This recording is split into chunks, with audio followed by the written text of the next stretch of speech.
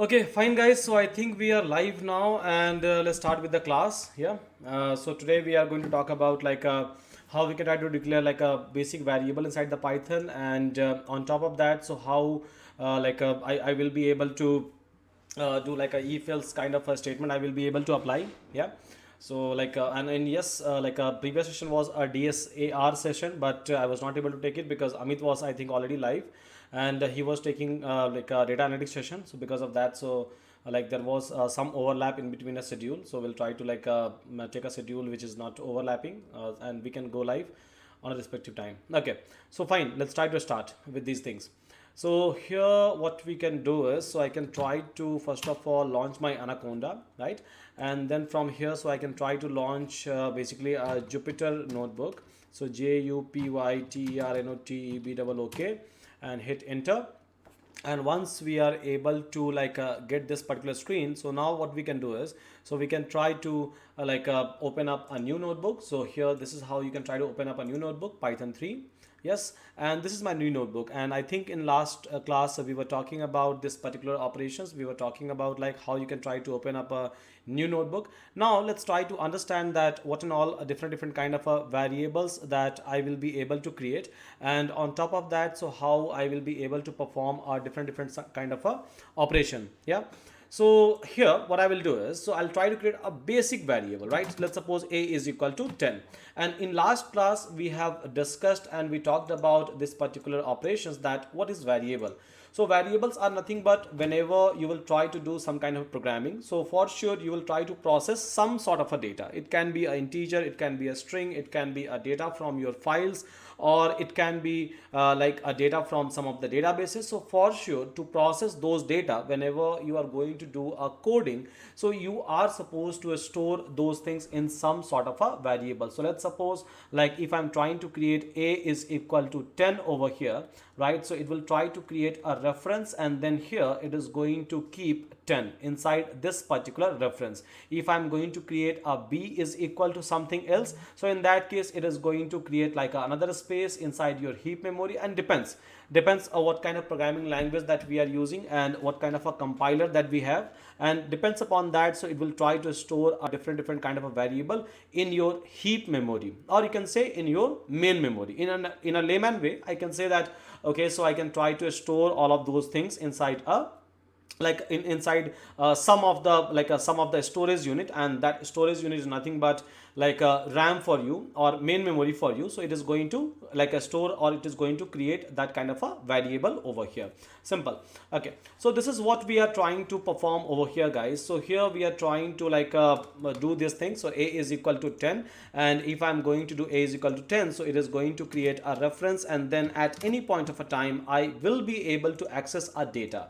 But let's suppose if I'm going to restart my kernel, or let's suppose if I'm going to launch a new Jupyter notebook, so I will not be able to get a is equal to 10. I will have to declare again, right? So here a is equal to 10 I'm able to create. Now I'm able to access this a is equal to 10. Now there is a function called as print function, so I will be able to print this data as well, right? So both of these operations are pretty much same. So both are trying to give me some kind of a output in my console. So this is my console, Jupyter console, in which I'm able to get the output. Okay, so a is equal to 10 is basically a integer kind of variable which I have created. But in any other programming language, if you will try to create this variable, so first of all you will have to define a data types, right? So let's suppose in Java, if I'm going to create a variable, so I'll have to write int a is equal to 10. So to the Java compiler, you will have to tell that, okay, so I'm trying to create a variable a, right? I'm just trying to create this variable a. I'm trying to store this data 10 inside this variable a, but a nature of this data which I'm going to store over here must be an integer, right? But in Python, right, in Python you are able to see that I have not written int a is equal to 10. I have just written a variable name is equal to 10, and in this case, yes, it is able to create the variable. Simple, right? So in Java or in any other languages like a C, C++, we used to define those variables and its data type. But here in case of a Python, so we are not trying to define a data type, so we are just trying to define a variable name over here,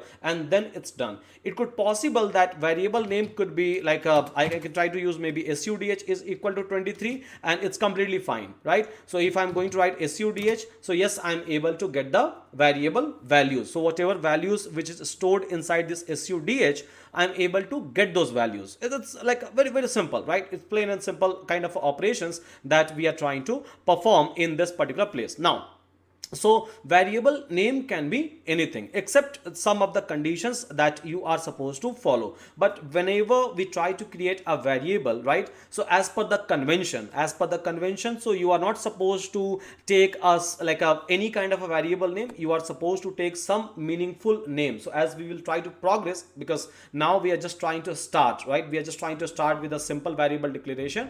As of now, it's completely fine as a beginner that you can try to like take any name as a variable name. But going forward, right, you should not do this kind of a things. You're not supposed to do this kind of a operation. You are supposed to take some of the meaningful name, right, which anyone will be able to understand. Now, one more thing, right, let's suppose if I wanted to know that what is a nature or what is a data type of A, so I can try to use type as a function. So type is a predefined function, just like a print function is available inside a Python. And yes, if you are going to do this kind of operation, type of A, right, you are trying to find out. So what is a type of A which my Python compiler is trying to understand? So it is trying to tell you that, okay, so type of A is nothing but it's a integer, right? So it's a basically integer, simple, plain and simple, like operations we are trying to perform. So type is a function by which you will be able to find out, or you will be able to get a function,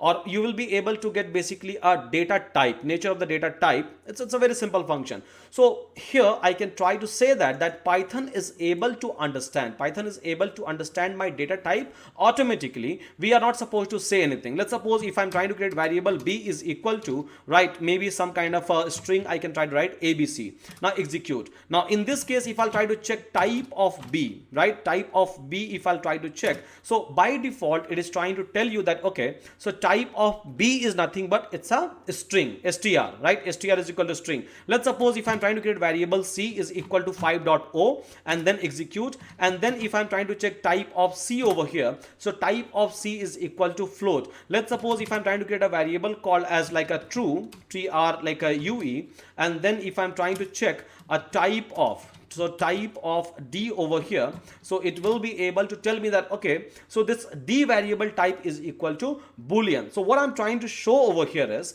that in case of Python, you are not supposed to give a nature of a data type that you are going to create for any kind of a variable. Python understands all of those things by itself. It's very easy, right? So you're supposed to just take some name and then try to assign some data, try to assign some values, and then you will be good. So in Python, you can try to create a integer data type. You can try to create like a string data type. So a string data type, whenever you're trying to create, so you can try to keep your string inside a single quote or maybe inside a double quote. So let's suppose if I'm trying to create some variable, I can try to create inside a single quote SUDH, right, and then execute. So still it is able to understand that I'm trying to create a string type of variable and my data is available inside a single quotation, right? So you can try to create a string within a single quotes, or you can try to create a string within a double quotes. There won't be any kind of a issue. I'll try to talk about a lot in terms of a string. There are many more functions that we are supposed to discuss whenever we are talking about a string.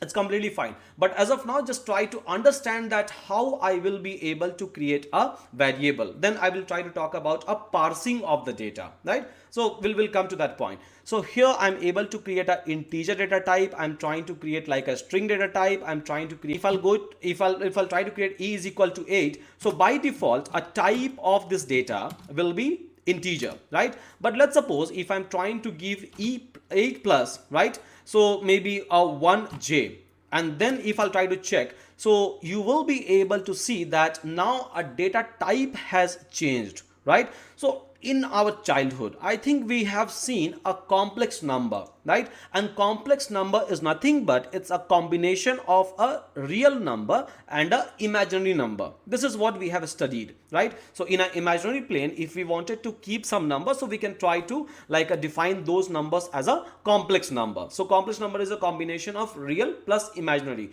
You can try to create a complex number even inside a Python. Now notation to create this complex number is nothing but a j. So if I have to create a complex number, so this is a very simple and plain notation which I am using over here. As you can see, like a 1 is a real number, but along with that, so I have appended what? I have appended j over here. J is nothing but it's a notation inside a Python for a complex number. It simply means that this part of this number is a complex one. As simple as that you will be able to find out. Okay, so now separately, if I have to access a complex number, separately if I have to access an imaginary number, I will be able to access it. It could possible that a complex part in a complex number, right? So in a complex number, like I have a imaginary number plus complex number, and this particular part is equal to 0. Now let's try to understand this one. So let's suppose if I try to define j0, or let's suppose if I'm trying to define a 0j, right?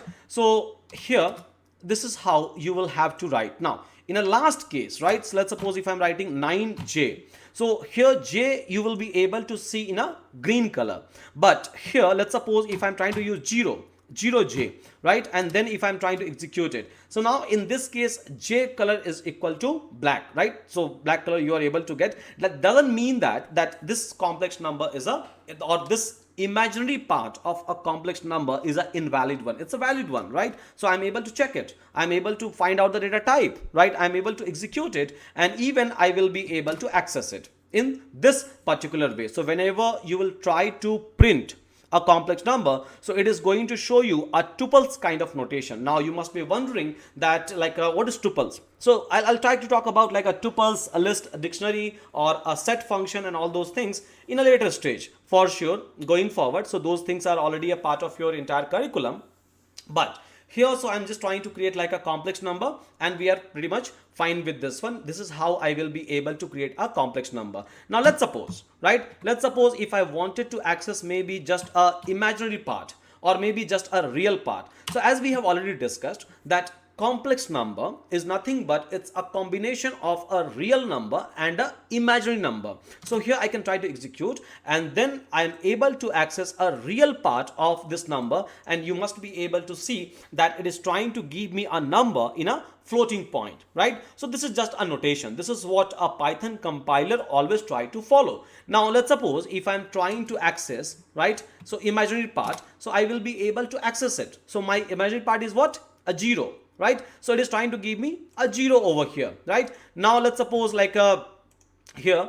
So yes, I'm able to access a imaginary part. I'm able to access what? I'm able to access a real part. If I have to access like a entire data over here, so simple, I can try to call the variable and I will be able to access the entire data. So even in case of Python, you have a provision to create a complex number, and any kind of a complex number calculation, if you have to do, yes, you all will be able to do it. I think we all know that a complex number, in case of a complex number, so I is nothing but root of -1. Right, root of -1. This is how we can try to define the complex number. So in Python, you will be able to do all sort of a calculation, but here, so we are trying to understand that how we can create a complex number kind of variable, and then how I will be able to access a real part and a complex part in a later stage. So I will be talking about like a different kind of a calculation with respect to these numbers. Okay, now I think we are good. Now we can try to move forward. So let's suppose if I'm trying to write like a true, TRUE, and plus TRUE, right? So suppose if I have written this kind of a statement. Now, so over here, in case of this one, so yes, I have defined D is equal to true. Now if I'll try to print D, so here D is nothing but it's a true. It's trying to store what? It is trying to store a Boolean value. And again, it's a case sensitive, guys, right? So whenever you're trying to do a code, so for sure, like you have to take care of like this particular part. So again, if I'm going to write something in this case, right? So small t, so in this case, it will be like it will be an issue. It is going to give you some sort of a like a name error, that no, whatever you have defined, I'm not able to understand it. So make sure that you you always try to use like a uppercase in this particular situation, in this particular scenario. Now let's suppose if I'm trying to give true plus true, right? So internally, Python always try to take true value as a 1, right? And false is equal to 0. So let's suppose if I'm doing true plus true, so yes, I will be able to get 2. 1 plus 1 is equal to 2. Let's suppose if I'm using like a true plus false over here, false, and then execute. So in this case, right, so 1 plus 0. So 1 plus 0 is equal to what? 1 plus 0 is equal to 1. Let's suppose if I'm using true minus false, right, and then execute, it will be equal to 1. Let's suppose if I'm trying to use maybe like a multiplication symbol over here, right? So in this case, 1 into 0. So 1 into 0 is equal to 0. So by default, I'm trying to prove over here that by default, Python compiler try to understand true as a 1 and false as a 0. Now let's suppose, right? Let's suppose if I'm trying to do like a true divided by false, and in this case, it is going to give you this kind of a exception. So in our exception class, we are trying to understand, we are trying to learn that how we can try to avoid, or how we can try to write a kind of a condition, so where it will not be able to give me some sort of a error, whereas it will try to give me some sort of a messages, right? So that your code is not going to crack in between. So true or 1 divided by 0 is equal to infinity. We know that. And here, so for that particular like a condition, so it is going to give you a 0 division error. Now, so we are talking about a Python code, and in Python code, this is what, or this is how it is going to process it. Now, so let's suppose if I'm talking about a Java, C, C++ languages. So again, same thing happens even over there, but in Python, NumPy package, right? That will come into a picture in a later stage in your curriculum. So if I'll talk about a NumPy package, so in NumPy package, you will be able to find out that 1 divided by 0 is not going to give you any kind of a error.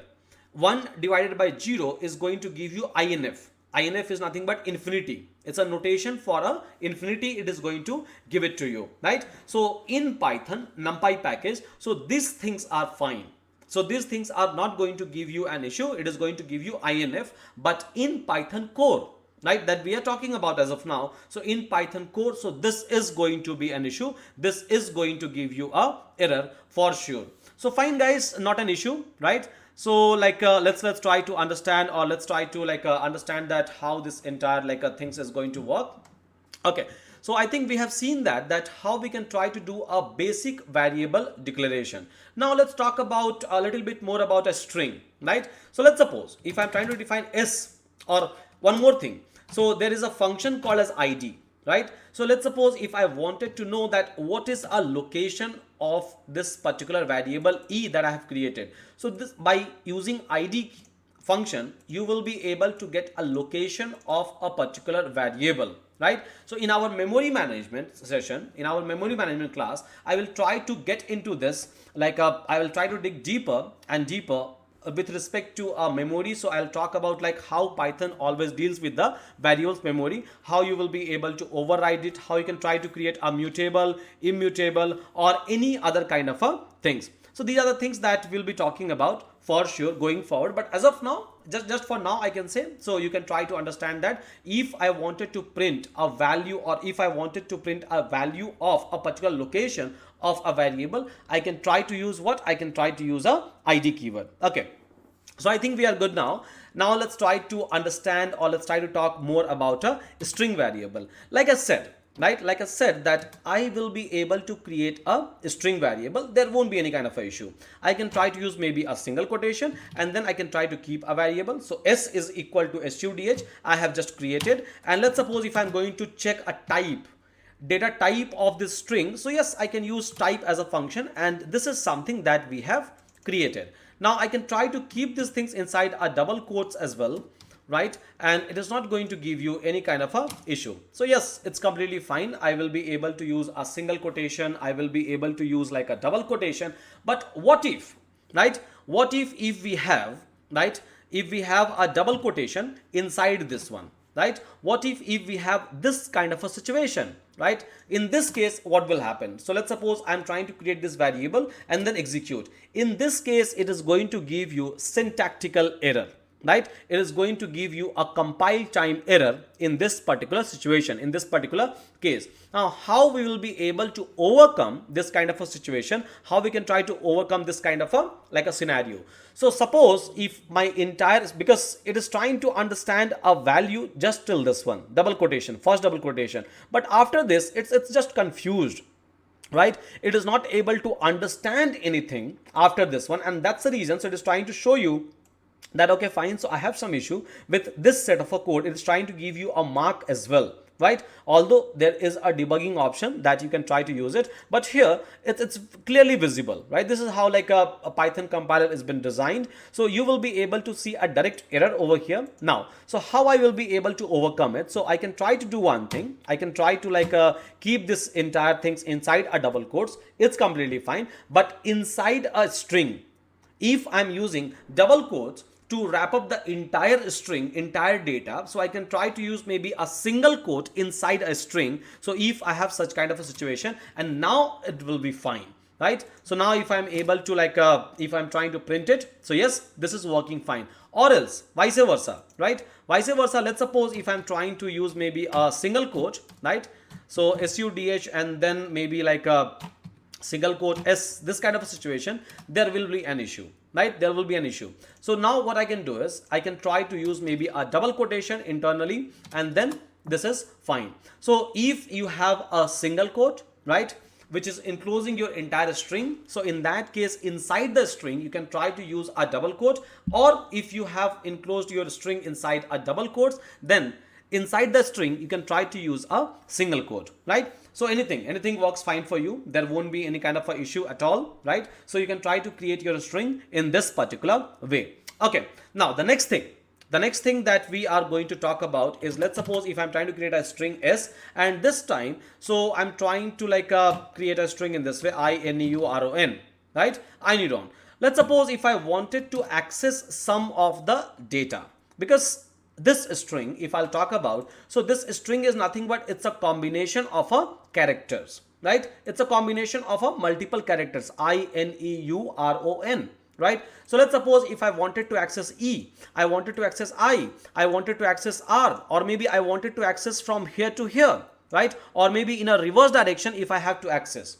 There could be a multiple situation, right? So how I will be able to access a different data from a string? It's pretty simple, and there are multiple approach that we are going to discuss, we are going to talk about, right? So let's try to understand it. So here, whenever you are going to create a string, right, so it is going to store this entire string in this manner. Let's suppose I have created iNeuron,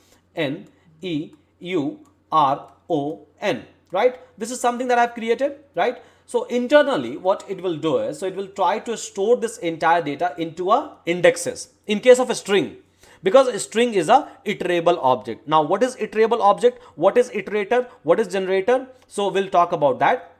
But yeah, as of now, let's try to understand that how it is going to store the string. So in your memory location, right, in your memory location, so yes, S is equal to iNeuron. This is what we have done in this particular state. Now internally, it is going to create a indexing. So 0, 1, 2, 3, 4, 5, 6. And then inside the indexes, it is going to store this data. So starting from a 0. So index always starts from a 0 in case of a string. Now if I have to access E, so maybe I can try to access index 2 of S, and then I will be able to get a value of E. If I have to access N, so I can try to use S of 6, and then I will be able to access this data. Again, so this is a forward indexes that you will be able to get, but there is a reverse indexes also you will be able to find out, right? So in a reverse direction also you will be able to access a data. So here in a reverse order, it is going to give indexes like a -1, -2, -3, -4, -5, -6, -7. So this is how it is going to give our indexes into a forward direction and into a reverse direction, right? So you can try to access all of this data by using a forward indexes or by using a reverse indexes, and yes, you will be able to get a data in both the condition, in both the direction you will be able to use it. So let's try to see whether this fact is true or not. Let's try to verify it. So let's suppose if I'm giving s of 0, right? So in case of s of 0, it is supposed to give me what? It is supposed to give me I, right? Execute, and yes, I'm able to get I, right? Now let's suppose if I'm trying to write like a s of 6, right? So s of 6, so s of 6 is trying to give me n. Let's suppose if I'm going to write s of 10, right? What will happen in this case? Because I can't see this indexes inside my string, right? Whatever string that I have taken. So if I'm going to execute it, now it is giving me index error. String index out of range, because this index doesn't even exist, right? And that's the reason. So we are able to get this particular error. It's pretty common, right?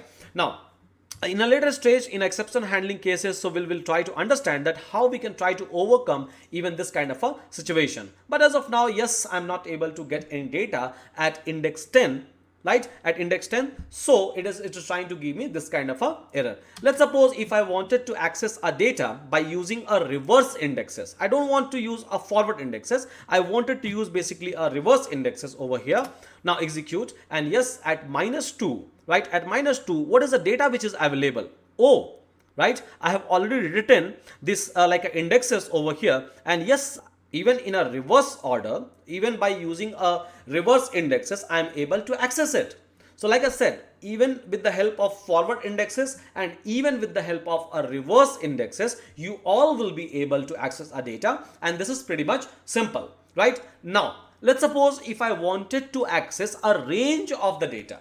I don't want only one data, right? Let's suppose I want NEU. So this is the data which I am looking for, NEU, out of this iNeuron. So I am looking for NEU. So in this case, what I have to do? So let's try to understand it. It's again pretty much simple. So what you can do is, you can try to write your starting indexes. So fine. Last time I was just trying to give my like a single indexes, like a index 4, and it will be able to get a data from the index 4, right? Like a R, forward indexes I am using.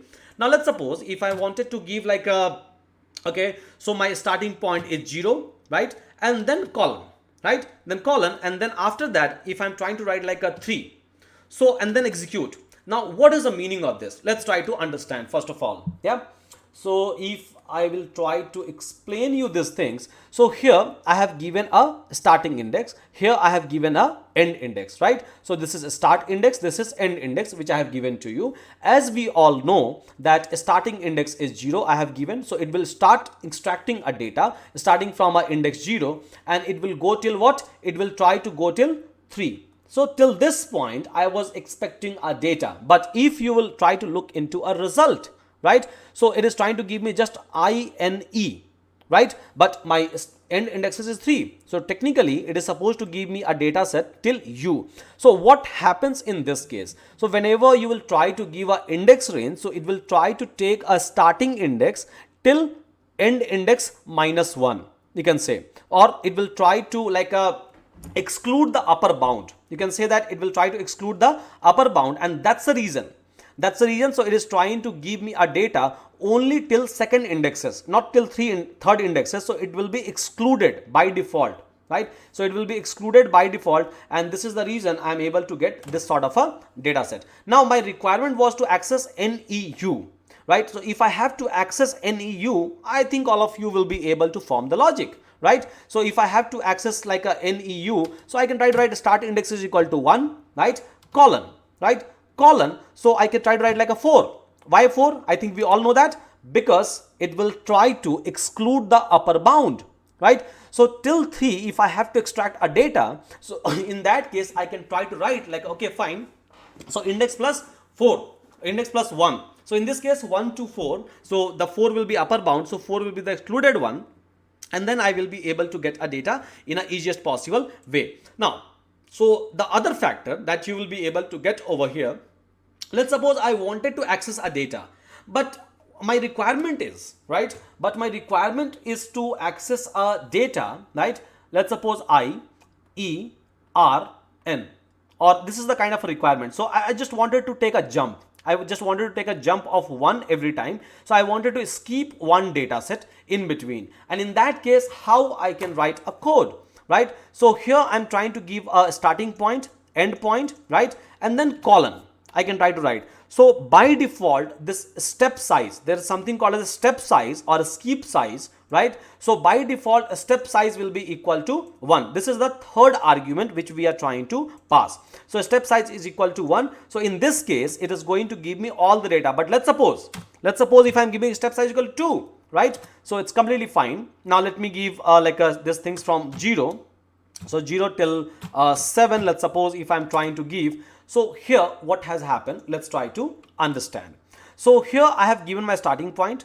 So it will start from a 0th indexes from here, and I'm trying to give my end point 7. So yes, a 7 is like a here.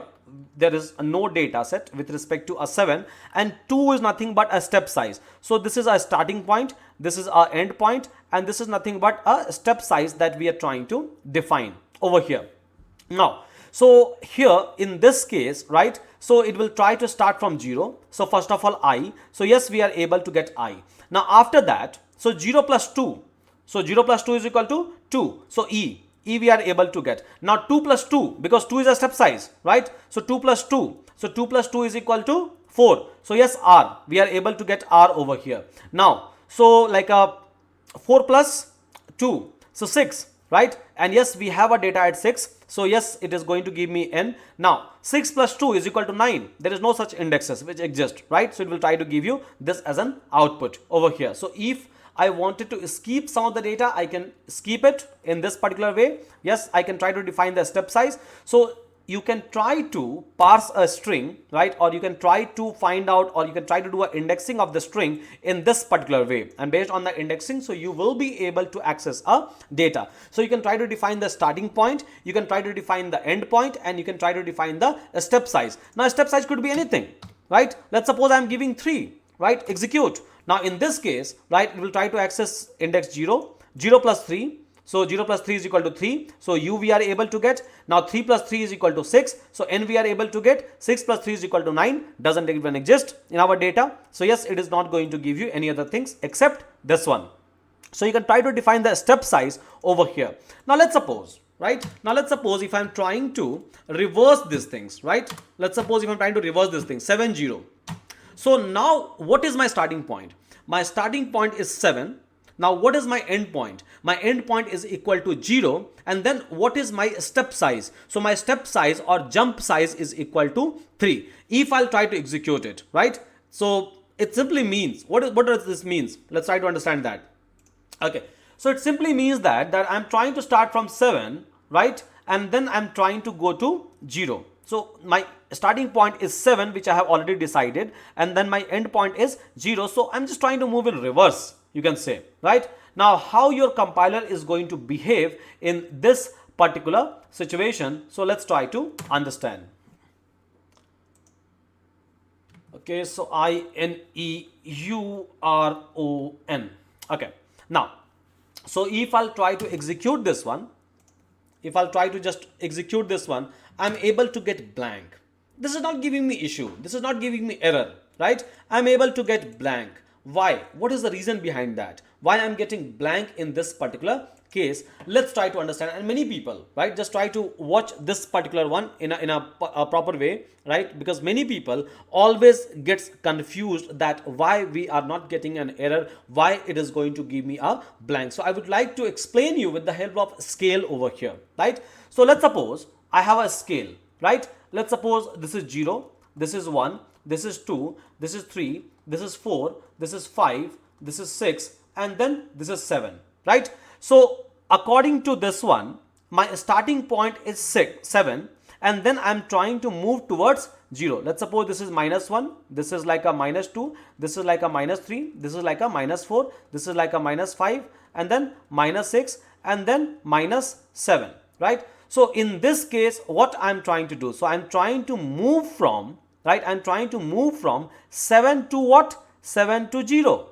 right? I'm trying to move from 7 to 0. My starting point is 7, my end point is 0. So I'm trying to move in this direction. But what is my step size?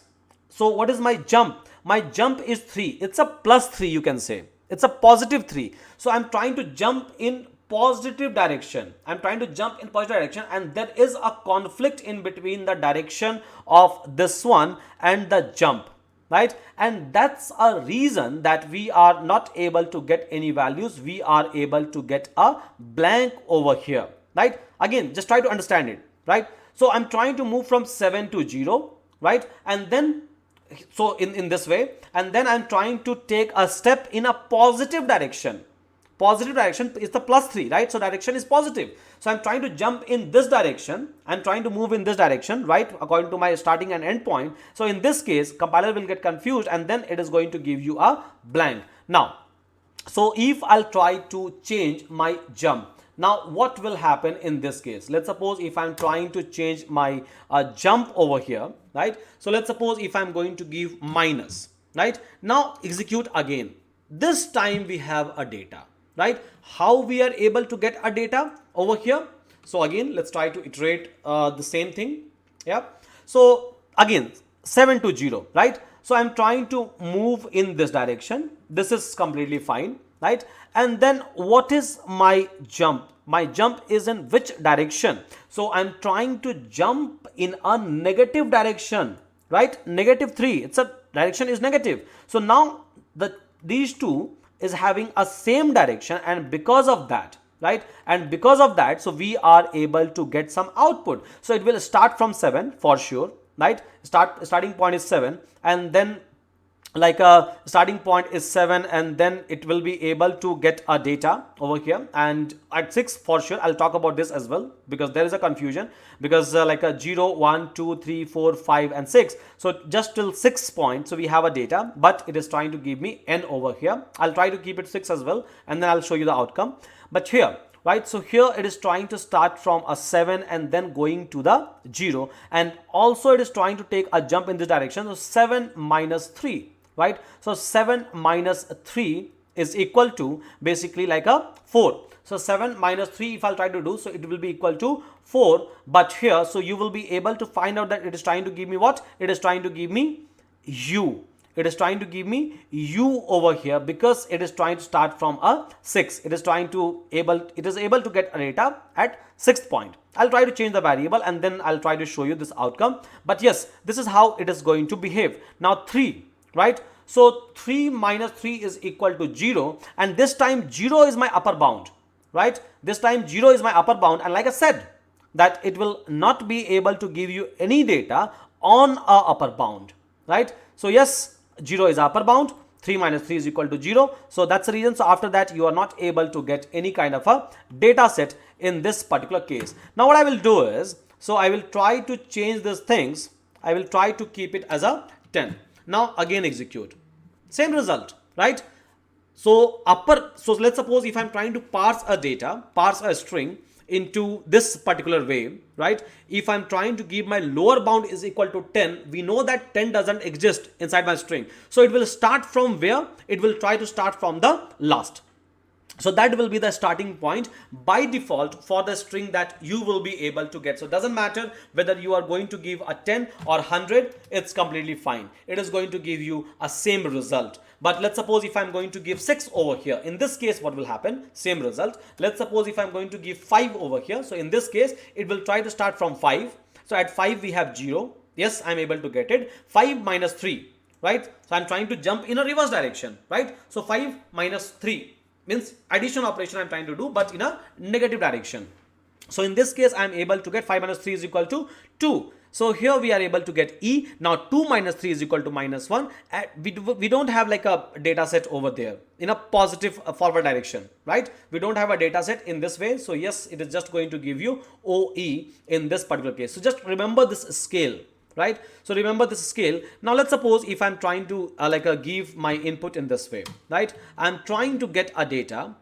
So let's suppose initial point is minus 1, and then final point, right? Final point is minus 4. Now if I'll try to execute it, let me take this step size equal to 2. So now here I'm able to get NR. Now how I'm able to get NR, let's try to understand it. So again, I'm going to plot a scale, right? Here 0, minus 1, minus 2, minus 3, minus 4, minus 5, right? 1, 2, 3, 4, 5, 6, 7, right? Minus 6 I can write, or minus 7 I can write over here. Now, so my starting point is what? My starting point is minus 1. So minus 1 is the indexes. Yes, it will be able to understand it. So my starting point is minus 1. It's completely fine. I'm starting from here. So I'm trying to start from minus 1. It's completely fine. So minus 1 to minus 4 I'm trying to move. So minus 1 to minus 4 I'm trying to move. So minus 1 to minus 4 I'm trying to move in this direction. And I'm trying to take a jump also in negative direction. Right? I'm trying to take a jump in a negative direction. So my direction is same. And in this case, right, in this case, it is going to give you n and r. So minus 1, 1 data, n I will be able to get. And then minus 1, minus 2 is equal to minus 3, right? So at minus 3, what is our data? So minus 1, minus 2 is equal to minus 3. So at minus 3 indexes, right? At minus 3 indexes, what is the data that we have? So we have r. So yes, we are able to get n and r in this particular place. And this is how this entire thing is going to work. And this is how you will be able to get the final values or a final record, right? Now let's suppose if I'm trying to make some kind of an adjustment over here, right? Let's suppose if I'm trying to give maybe like a plus 1, right? Or I'm not giving anything. Now blank. Why blank? Because initial point, right, and end point we have given. There won't be any kind of a issue. So initial point we have given as like a minus 1. Let me choose some other color. So yeah, initial point I have given as a minus 1 to minus 4. I'm trying to move, but I'm trying to jump in what direction, right? So by default, the step size will be equal to 1 plus 1, right? So I'm trying to jump in this direction, right? So I'm trying to move in this direction, I'm trying to jump in this direction. So there is a conflict of a direction that you will be able to get, and that's the reason. So you will not be able to get a data, right? So it's pretty simple. It's pretty simple, and this is how you will be able to parse a data set. Let's suppose if I wanted to if I wanted to print this entire string into a reverse direction. So if I wanted to print this string into a reverse direction, so in that case, what should happen and how I'm supposed to write the code? So let's try to understand that particular part.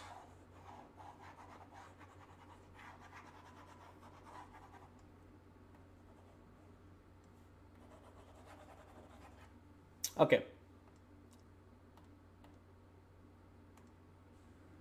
Okay. So now, okay. So here, let's suppose if I wanted to print my string into a reverse order, right? So I can try to write maybe like a colon minus 1, execute. And you will be able to find out that I'm able to print this entire string into a reverse order.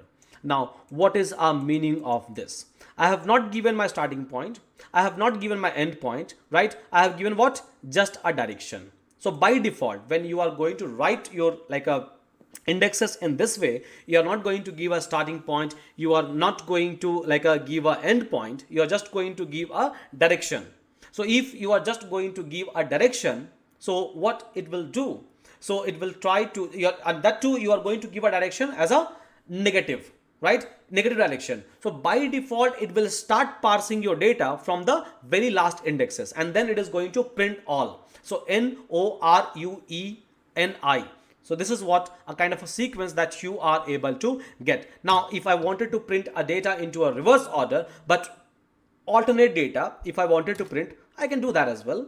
There is no issue. So I can try to define my step size is equal to minus 2, right? So alternate, I can try to define minus 3, minus 4, whatever I want. And yes, in this way, I will be able to get a data set. I will be able to access all of those things. That's very simple. It's pretty simple. It's pretty much easy. So this is one of the way by which you will be able to do a string parsing. Going forward, we'll try to understand, we'll try to learn many more things, right? So let's suppose if someone has given me a sentence, right? So my name is SUDH, right? So my name is SUDH, and let's suppose if I wanted to print, I have missed a quotation. Yeah. So my name is SUDH. If I wanted to print everything in a reverse direction, executed, right? So here I'm able to reverse the entire string as well as the word which is a character which is available inside the word, so that also I'm able to reverse, right? So reversing of this, again, inside a string you will be able to find out a reverse function as well, right? So again, if you don't want to use a function, if you just wanted to use this set of operations and you wanted to reverse your string, you will be able to perform this kind of a reversal operation, right? So I think we are pretty much good with the string, how we'll be able to reverse it. Now let's try to understand a conditional statement, right? So now let's try to understand a conditional statement. I think in my today's agenda I have already mentioned a conditional statement over here, right? Okay, so variable declaration is fine. Now there are a different kind of a variable that you will be able to create. Okay, so let's try to understand a variable declaration itself, right? So there are another kind of a variable also that you will be able to create. Let's suppose if I'm trying to get list L, right? So maybe I can try to use L, and then I can try to create this kind of a data 1, 2, 3, 4, 5, SUDH, right? SUDH, comma, true, comma, right? Comma, I can try to give maybe a floating point number, right? This one. Now, if I'll try to check a type of this L, right? So system by default trying to understand this particular variable declaration as a list, right? So list is another kind of a data type or data structure, you can say, which exists inside a Python. So list is nothing but it's a collection of a heterogeneous data. So here I'm able to give an integer, I'm able to give a string, I'm able to give a boolean value, and I'm able to give a floating point, right? So I'm able to give a boolean over here, true, false. So here I'm able to retain a heterogeneous data, so far so forth, whatever variable that we were trying to create. So basically those variables was just trying to store a single kind of a data type, right? Either it was an integer, either it was a string, or maybe a float, or maybe a boolean, or maybe a complex number, right? But here in this particular case, so I'm able to create a kind of a variable which will be able to accommodate a multiple different kind of a data type. So the first such kind of a variable that we are going to discuss or talk about is called as a list. There are so many operations that we have to do even in case of a list, like a comprehensive operations, list parsing operations, right? With the for loop, we'll try to perform a multiple operations. We'll try to solve many challenges, many problems with respect to a list. But let's try to understand just an overview, right? So list is nothing but it's a heterogeneous data that you will be able to find out. It can store any kind of a data set. You can store just a string, just an integer, or a mixture of it. There won't be any kind of a issue. Now, so again, if I'll talk about a list parsing operation, so again, just like a string, you will be able to perform this list parsing kind of operations as well. Okay, so we have to discuss a lot about a list, which I will be talking about in a next session. But let's try to understand few of the basic operation. So let's suppose if I created S is equal to SUDH. List is a huge topic. I will be I will try to cover these things. Let's suppose if I'm trying to do S plus 1, right? S plus 1. There is an issue, right? It is going to give you this kind of error. Why we are getting this kind of error with respect to a S plus 1? Now what is S over here? So S is nothing but it's a string. And what is 1 over here? So 1 is nothing but it's a integer, right? So S is nothing but a string, or let me write it down here itself, SUDH, right? Plus 1. And in this case, it is going to give me an issue that can only concatenate string to string, right? Not integer. I think this message is very clear to us. So whenever you are trying to perform this plus operation, so plus operation by default, try to, if it's a numerical operation, if I have given integer and float, integer and integer, so in that case it is going to give, or it is going to do a addition operation. But let's suppose if I'm talking about, right? But let's suppose if I'm talking about a string plus integer, so it will try to perform a concatenation operation. It will try to append, right? String after integer. But here my data type is different. And in this case, it will not be able to perform this kind of a concatenation operation. And so you have to perform a concatenation operation in this way, right? Now it will be fine. stdh 1, it has added. So here I'm trying to like convert this 1 into a string. So this is one way of doing the conversion. Other way is you can try to use this keyword str. So I'm just trying to do a typecasting, and again you will be able to get the same thing. So here I'm using a str. Str is a default function which is available inside a Python, by which you will be able to convert a string or like integer into a string, right? And in that case, so string plus a string, yes, concatenated, you will be fine over here. Now, so 1 plus 1 or 1 plus maybe 6.78 if I am going to do, so this operation is completely fine. This is the numerical operation, right? But here in this particular case, it is nothing but, right? So it is nothing but your concatenation operation, and concatenation operation can only happen in a similar kind of a data type. In a going forward classes, so I'll try to take like a string plus list. I'll try to show you concatenation even over there. We'll try to check that whether it is possible or not. But yes, a string plus a string only you will be able to concatenate for now, right? Out of that, you will not be able to perform any other operations with respect to a string. Let's suppose if I'm going to use maybe a multiplication operation. So SUDH multiplied by 3. Now what will happen in this case? So in this case, it is going to repeat. It is going to repeat SUDH, SUDH, SUDH 3 times. This is the meaning of multiplication with respect to a string data. With respect to numerical data, it will be a numeric multiplication operation. So 1 into 3 is equal to 3, 6 into 3 is equal to 18. This is what you will be able to get. Let's suppose if I'm taking 6 over here, 6 into 3 is equal to 18. It's a numerical multiplication operation, but here in this particular case, it won't be a numerical multiplication operation. It will be a repetition, or it is going to concatenate again and again and again the same string 3 times. This is how it is going to behave. This is how it is going to perform this kind of operations. So plus operation and multiplication operation we have seen with respect to a string. So if I'll try to summarize this entire thing, so today we have learned that how we can try to create a variable. That's the first thing. And then we have talked about a lot about a string parsing operation. Just remember this one, because in our future classes also we are going to use this kind of a concept with respect to a string, with respect to a range function, with respect to a list, and many other data type as well, like a tuples or maybe a set. So we will try to perform similar kind of operation. That's the reason. So I always try to talk about this direction concept, right? And like a data parsing concept or string parsing operations in a very beginning itself, so that we'll be able to like utilize all of those things in a going forward classes. Now I would like to take some questions from my audience, right? So here, if you have any kind of a question, you can try to post it in your chat box if you have liked this session. So please try to hit like button, and so that I will be able to like get your reviews or anything, any kind of feedback that you have. So yes, you can try to give me a feedback, and for sure I will try to like accommodate those feedback. So can you please repeat why the color of imaginary number changes? It's just a notation. So if you are going to keep your imaginary data is equal to 0, so in that case it will change. If it is some value, it will not change. Yeah. So Abhiroop. In tuples, it's also a complex number. So inside a tuple, we can try to store. So inside a tuple, we can try to store heterogeneous data. So yes, I'll talk about that in a tuple section, that how we can try to store a heterogeneous data.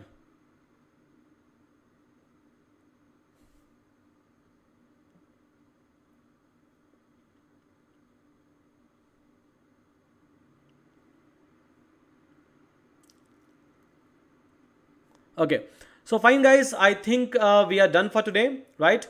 So thank you so much for joining this class, and in next class, so I will be talking about like a different kind of a data type, data structure inside a Python, and then if else statement, and then like a for loop statement. We are going to talk about many more kind of different operations we are going to consider and we are going to discuss. So for today's session, thank you so much, and see you again in your next session. Thank you.